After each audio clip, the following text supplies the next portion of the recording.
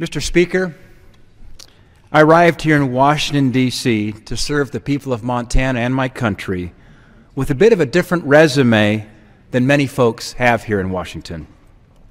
You see, I've spent the past 28 years in the private sector, working to grow businesses, having to balance a budget, and create good jobs. I loved my job in the private sector. But when I looked at Washington and the path our economy and our country was on, I knew that things needed to change. So I ran for Congress because the challenges facing our nation were far too great to just sit back on the sidelines. As Montana's small businesses know, you can't spend more than you take in. Year after year of federal deficits with no end in sight doesn't lead to prosperity, doesn't lead to growth, it leads to financial ruin. I'm also the father of 4 great kids, 2 in college and 2 in high school. They know that as a family, they have to plan ahead for the future.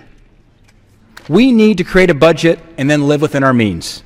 These are the same principles that my parents passed down to me. These are the values that Montana families live by each and every day. Those values are exemplified in Montana's own state legislature, where the only constitutionally required duty is passing a balanced budget.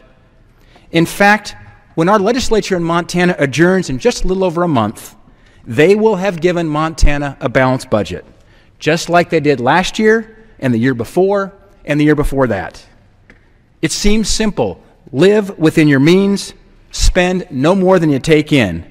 But it's not so easy here in Washington. Right now, we are presented with 2 very different visions for our country. 2 visions that will lead to 2 very different outcomes for this country. One vision calls for more taxes taken out of the pockets of hard-working American families, more government spending, which adds to the trillions of dollars in debt that will be handed down to the next generation. Our friends on the other side of the aisle talk about a balanced approach, but they refuse to even balance their own budget. Our vision calls for a stop to Washington's failed policies and reckless spending.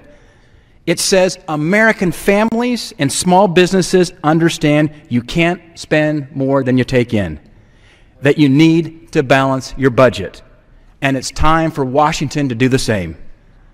This vision seeks to protect the things that we value most, to keep the promises we made to our seniors, to our veterans.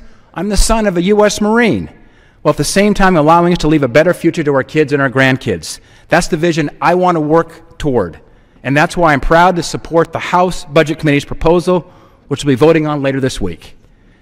This isn't about passing a budget for 1 year, just one time. This is about creating lasting solutions that help grow our economy and put our country back on track. That's what this budget will do. Thank you, and I yield my time.